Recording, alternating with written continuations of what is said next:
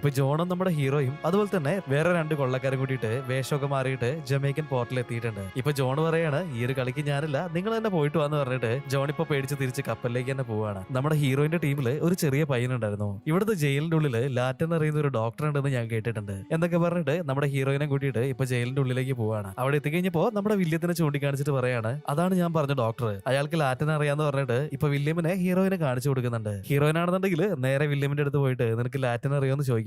അവനിപ്പോ പറയാണ് ഓ ലാറ്റനൊക്കെ എനിക്കറിയാം, നിങ്ങൾ എങ്ങനെയെങ്കിലും ലേലത്തിന് തന്നെ വാങ്ങ്, ഞാൻ നിങ്ങൾക്ക് നല്ലൊരു അടിമയായിരിക്കും എന്നൊക്കെ ഇങ്ങനെ അവൻ പറയുന്നുണ്ട്. ഹീറോയിനാണെന്നുണ്ടെങ്കിൽ ഇപ്പൊ ചിരിച്ചിട്ട് ഈ അടിമേനെ എനിക്ക് ഇഷ്ടമായി എന്ന് പറഞ്ഞിട്ട് അവിടുന്ന് പോവാണ്. പിറ്റേ ദിവസം രാവിലെ ലേലം നടക്കുന്ന ആ ഒരു സ്ഥലം കാണിക്കുകയാണ്. നോക്കുന്ന സമയത്ത് കുറച്ച് ആളുകളെയും വില്യമിനെയും അവിടെ കൊണ്ടു നിർത്തുന്നുണ്ട്. അങ്ങനെ ലേലം തുടങ്ങുന്നുണ്ട്. ഇപ്പോ ലേലത്തിന് ഒരാളെ അവിടെ കൊണ്ടു നിർത്തുകയാണ്. പക്ഷേ അവിടെ ഉണ്ടായിരുന്ന ആരും അവനെ വാങ്ങുന്നില്ല. അതുകൊണ്ട് തന്നെ അയാളെ ഇപ്പൊ തൂക്കിക്കൊല്ലാനായിട്ട് വിധിക്കുകയാണ്. ഇതൊക്കെ കണ്ടിട്ട് നമ്മുടെ വില്യമിനാണെന്നുണ്ടെങ്കിൽ നല്ല പേടിയാവുന്നുണ്ട്. ഈ ഒരു സമയത്ത് വില്യമിനെ തന്നെ അടുത്തതായിട്ട് വിളിക്കുകയാണ്. ഇപ്പൊ നമ്മുടെ ഹീറോയിൻ അവിടെ എത്തിയിട്ടുണ്ടായിരുന്നു. അവളിപ്പോ ഒരു സംഖ്യ വിളിക്കുന്നുണ്ട്. ഇപ്പൊ അവിടെ ഉണ്ടായിരുന്ന വേറൊരുത്തനും വില്ലത്തിലെ ലേലത്തിന് എടുക്കാനായിട്ട് ശ്രമിച്ചുകൊണ്ടിരിക്കുകയാണ്. അയാളിപ്പോ ഒരുപാട് പൈസ കയറ്റി വിളിക്കുന്നുണ്ട്. നമ്മുടെ ഹീറോയിൻ ആണെന്നുണ്ടെങ്കിൽ വിട്ടുകൊടുക്കുന്നുണ്ടായിരുന്നില്ല. അവളും കയറ്റി വിളിച്ചുകൊണ്ടിരിക്കുകയാണ്. ഇപ്പൊ ഓപ്പോസിറ്റ് നിൽക്കുന്ന ആളും വിട്ടുകൊടുക്കുന്നുണ്ടായിരുന്നില്ല. അയാൾ വീണ്ടും ഇങ്ങനെ വിളിച്ചുകൊണ്ടിരിക്കുകയാണ്. ഇത് കേട്ട് കഴിഞ്ഞപ്പോ നമ്മുടെ ഹീറോയിൻ ആണെന്നുണ്ടെങ്കിൽ ഒരു കത്തി എടുത്തിട്ട് അവന്റെ ചന്തിക്ക് തന്നെ കൊണ്ട് വെക്കുന്നുണ്ട്. എന്നിട്ട് പറയാണ് ഇനി കയറ്റി വിളിച്ചിട്ടുണ്ടെന്നുണ്ടെങ്കിൽ ഇത് ഞാൻ അങ്ങോട്ട് കയറ്റി തരുന്നു പറയാണ്. ഇത് കേട്ട് കഴിഞ്ഞപ്പോ അയാൾ പേടിച്ചിട്ട് ഇപ്പൊ മിണ്ടാണ്ടിരിക്കുകയാണ്. ഇപ്പോ അവന് നീ തന്നെ ലേലത്തിൽ എടുത്തോന്ന് പറഞ്ഞിട്ട് അയാൾ അവിടുന്ന് പോവുകയാണ്.